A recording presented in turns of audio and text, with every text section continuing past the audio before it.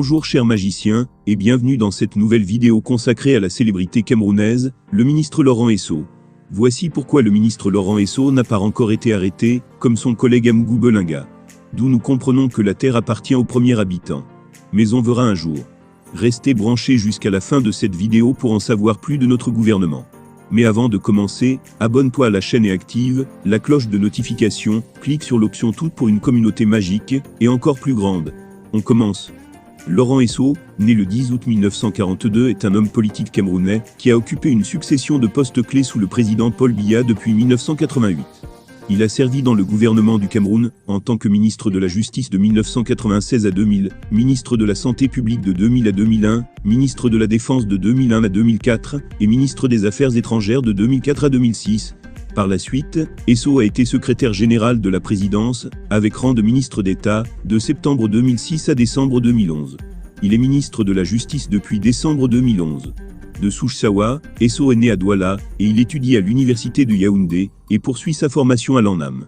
Il a été magistrat, et a ensuite travaillé comme chancelier de l'université de Yaoundé.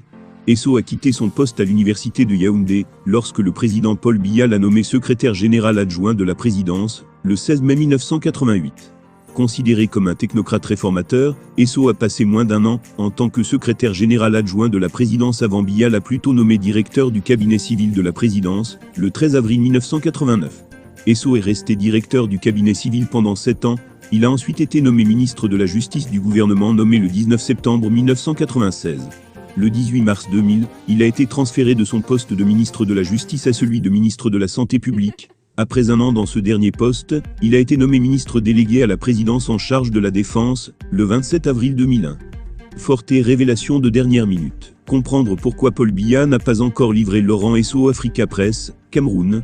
Le nom du ministre de la Justice camerounais Laurent Esso a été mentionné dans la liste des suspects potentiels impliqués dans l'assassinat de Martinez Zogo. Son ami Amougou Belinga, lui, a déjà passé presque 2 semaines au CEI. Selon les informations rapportées par Jeune Afrique, le tribunal militaire a demandé l'audition du ministre de la Justice. Toutefois, jusqu'à ce jour, le chef de l'État Paul Biya n'a émis aucune directive pour convoquer le ministre dans le cadre de l'enquête en cours. Dans un article publié le 16 février dernier, le journaliste Xavier Mess a expliqué les raisons pour lesquelles il est si complexe pour le président camerounais de laisser Laurent Esso à la merci des enquêteurs. Mardi 14 février 2023 en début d'après-midi, les principaux suspects dans l'assassinat de Martinez Zogo, à savoir Eko Maxime, Justin Danloua, Jean-Pierre Amougou Belinga, Bruno Bidjan, ont été présentés au commissaire du gouvernement du tribunal militaire. Nous avons appris ensuite que toutes ces personnes sont retournées au CEI pour des compléments d'information, où leur garde à vue a été prolongée. Assassinat de Martinez Zogo. Toute la semaine passée, les médias traditionnels et les réseaux sociaux ont abondamment relayé un communiqué de presse de Longs Reporters sans frontières. Dans ce communiqué dense et finement rédigé, l'organe de défense des intérêts des hommes des médias, à travers ses envoyés spéciaux et ses correspondants locaux, affirme avoir eu accès aux informations contenues dans la déposition du lieutenant-colonel Justin Danloua de Ladgreux. Ce dernier est jusque-là considéré comme le chef du commando qui a torturé et assassiné Martinez Zogo. Cette sortie de RSF a été reprise par de très nombreux médias occidentaux. RSF cite nommément Laurent Esso comme ayant partagé une communication téléphonique avec Amougou Belinga pendant que le commando exécutait sa base besogne sur le corps de Martinez Zogo. Pour qu'une enquête de cette nature soit bouclée, les enquêteurs ont l'obligation d'auditionner toute personne dont le nom est cité par un témoin ou par un suspect. C'est le cas de Laurent Esso, ministre de la Justice. Selon des informations non confirmées à ce jour, le chef de l'État aurait marqué son accord pour que le garde des Sceaux soit entendu par les enquêteurs. Ce qui n'a pas été fait au moment où nous terminions d'écrire ces lignes. Dans ces conditions, il faudrait comprendre que le commissaire du gouvernement ne disposerait pas de tous les éléments pour commencer son travail, d'où le retour des suspects au CEI. Dans les pratiques en démocratie, lorsqu'une personnalité publique est citée pour une affaire en justice, elle se propose spontanément de se débarrasser d'abord de ses attributs officiels, afin de défendre son honneur. Dans notre République des tropiques, on ne démissionne pas. Seul le déshonneur et l'humiliation arrachent les personnes indexées de leur fauteuil.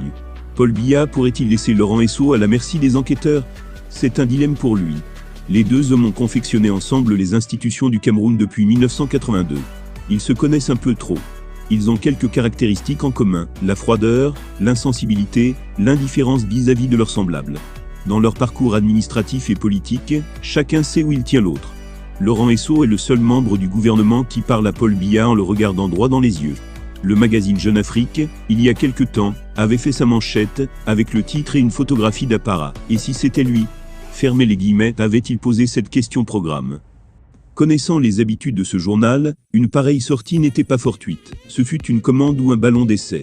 Paul Biya va-t-il courir le risque de bloquer l'action de la justice dans cette affaire de crime en protégeant un compagnon de route?